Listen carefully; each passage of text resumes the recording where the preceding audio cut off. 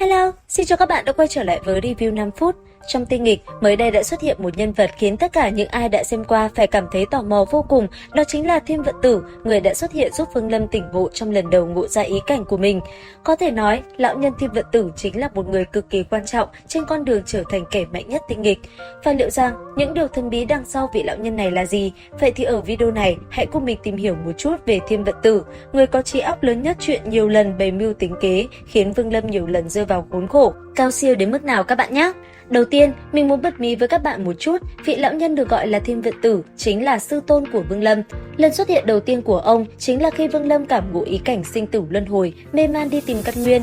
Trong lần gặp đó, Thiên Vận Tử nhận thấy tư chất của Vương Lâm rất tốt, vì thế ông đã nhận anh ấy làm đệ tử ký danh trăm năm và còn giúp Vương Lâm tỉnh ngộ và thoát khỏi cảnh mê man trong vô thức.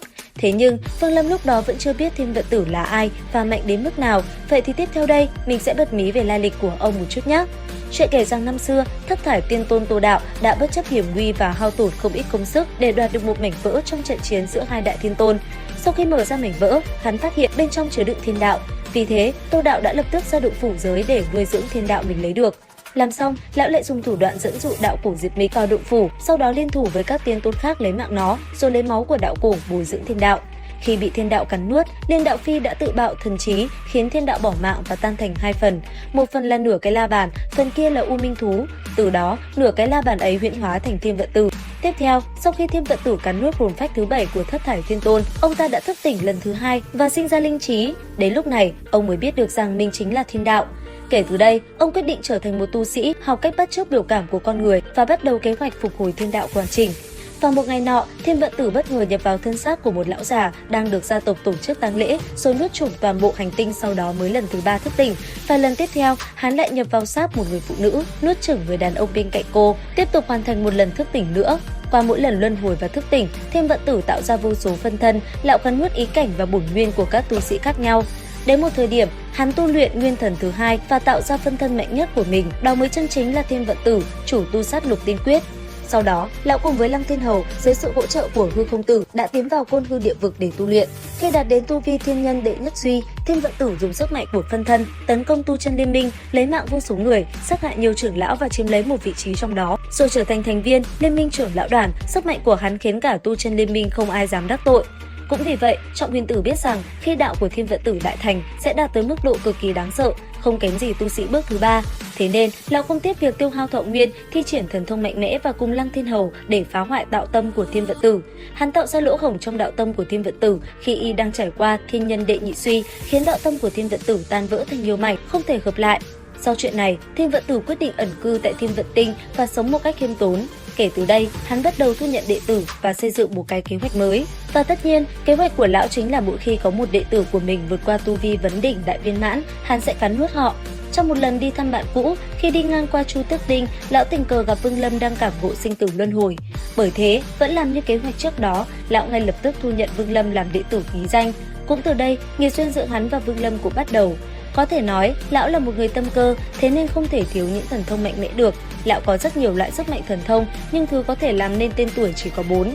Đầu tiên là tính toán thiên vận, lão sử dụng thiên vận thuật đại thành để tính toán chất biến hóa ở tương lai, tính toán hết thảy mọi việc có thể xảy ra thiên địa, thao túng vận mệnh của bản thân và người khác. Tiếp theo là phân thân, Thiên Vận Tử tổng cộng có 3.601 phân thân, mỗi một phân thân đều tu luyện một công pháp, ý cảnh và đạo khác nhau, đặc biệt hầu hết phân thân đều có tu vi toái niết. Kế tiếp, có một kỹ năng làm Vương Lâm phải lao đao, đó chính là luân hồi nhất thể. Thần thông này có thể cắn nuốt và sở hữu mọi thứ trên người kẻ khác, kể cả tu vi và bổn nguyên của họ. Khi họ đạt tới tu vi nào thì bản thân Thiên Vận Tử sẽ có tu vi giống hệt. Cuối cùng chính là thiên đạo thôn phệ. Khi thức tỉnh lần thứ 99, Thiên Vận Tử có thể tạo ra vô tận sương mù và thôn phệ hết thảy vạn vật, thậm chí là cường giả không huyền. Có thể nói, Thiên Vận Tử quá mạnh, chẳng những thế, ông còn tính toán như thần, cùng với đó là đoán trước được tương lai. Cũng chính vì điều này, lão đã nhiều lần khiến Vương Lâm phải khốn đốn. Vì vậy, Vương Lâm cũng rất nhanh phát hiện ra mình bị lão bày mưu tính kế, vì thế đã tìm ra cách chống lại sư phụ của mình và tránh thoát việc bị lão ta cắn nuốt. Sau này, ông biến mất vô số năm rồi, Thiên Vận Tử bỗng xuất hiện trở lại lần nữa. Khi Vương Lâm đạt tới bước thứ 3 không linh cảnh, ông vốn đã thi triển thuật luân hồi nhất thể nhằm cắn nuốt bổn nguyên và tu vi của Vương Lâm. Nếu như thành công, khi Vương Lâm đạt tới không linh thì ông cũng thăng cấp tương tự, đồng thời sở hữu toàn bộ bổn nguyên giống hệt Vương Lâm. Tuy nhiên, nam nhân kia đã phát hiện ra điều này. Sau đó, nhờ sự giúp đỡ của Thanh Lâm và Lam Mộng Đạo Tôn, cả ba đi tới Triệu Hà Tinh Vực chiếm một trận với Thiên Vận Tử. Trong trận chiến đó, Vương Lâm phân tách bản tôn và phân thân ra, trong đó phân thân bị Thiên Vận Tử đoạt xá, lão thành công thức tỉnh lần thứ 99 và cũng là lần cuối cùng đạt tới sức chiến đấu của thiên đạo có thể so với Không Huyền hậu kỳ. Ngay lập tức, lão liền lao đến chiến đấu với Lam Mộng, nhưng đáng tiếc, Vương Lâm đã sớm thi triển thuật mộng đạo, nhìn thấy ký ức của Thiên Vận Tử, tìm được bản thể chân chính của ông ta là một nửa cái la bàn. Trong lúc Thiên Vận Tử nhận ra điều này, Vương Lâm đã đem nửa cái la bàn cho U Minh thú thôn phệ, khiến Thiên Vận Tử thân tử đạo tiêu. Tuy nhiên, ông vẫn chưa hoàn toàn bị tiêu diệt mà còn lưu lại một luồng U Minh. Thời điểm cửa động phủ giới vỡ ra, đã tiến vào trong đó và đi đến Tinh Cương Đại Lục, trở về với bản tôn thực sự là đạo củ quốc sư, cũng chính là khí linh la bàn định giới. Có thể nói, đây là một nhân vật bất tử, thoạt nhìn thì tốt đẹp, thế nhưng bên trong lại mưu mô xảo trá và đầy tinh vi. Đáng tiếc, lão lại không có hào quang nhân vật chính. Cũng bởi thế, cái kết của lão cũng chẳng mấy tốt đẹp đúng không các bạn? Video đến đây là hết. Xin chào và hẹn gặp lại các bạn ở những video tiếp theo.